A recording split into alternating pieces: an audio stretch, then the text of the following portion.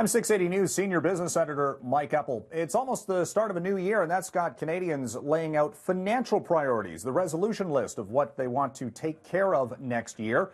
Resolutions are easy to talk about, more difficult to do. Case in point, the number one item on financial priorities that Canadians want to take care of next year for the 8th year in a row, according to the CIBC, is paying down debt. This was the number one choice of 25% of respondents.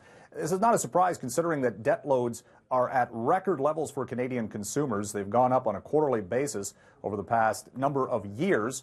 The big issue here, says the CIBC, is a lack of budgeting by consumers. You got to know what's coming in and what's going out on a monthly basis, and that makes it easier to pay the debts. And paying the bills is also a top priority among 15% of those asked, just getting by on a monthly basis. Growing wealth or investments, that comes back to getting some professional financial assistance to make that happen. Saving for vacation or saving for a house, that's lower on the list of top financial priorities for 2018. Interestingly, that people aren't setting aside maybe as much to buy a new property. And emergency savings, got to have some money in the bank just in case of things going wrong, least expected, unexpected events, and also potentially buying a new car. Tight housing market expected to continue next year. The Building and Industry Land and Development Association says the construction of new single detached homes in November dropped to the lowest level we've seen in about 17 years. Build saying that a lot of this has to do with the fact that there's limits on where and what you can build around the GTA, plus the fact that new single-family homes are very expensive. So the price points to buy them, you have to, it costs a lot to build them right now, and that is curtailing the market as well.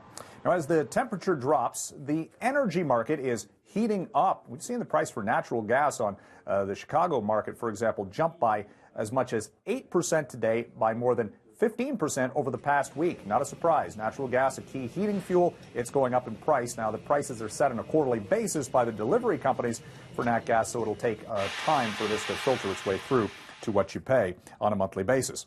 Global economic signals on the rise going into the new year, and that's raising the price for a couple of things that we use, well, on a daily basis, one being cotton. The cotton industry is on its best year since 1998. The fiber is in high demand because of economic growth prospects and the global clothing industry moving to the upside. And we're also looking at copper prices hitting a 4-year high. Copper seen as an economic bellwether. A lot of companies, industries use copper as a base metal, and there's more demand for that, plus a little bit of a production cutback in China.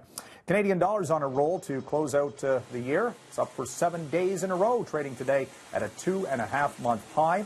Dollars at above 79.5 cents U.S. Again, that is on some improving prospects for the Canadian economy going into 2018. From the 680 newsroom, I'm Mike Eppel for City News.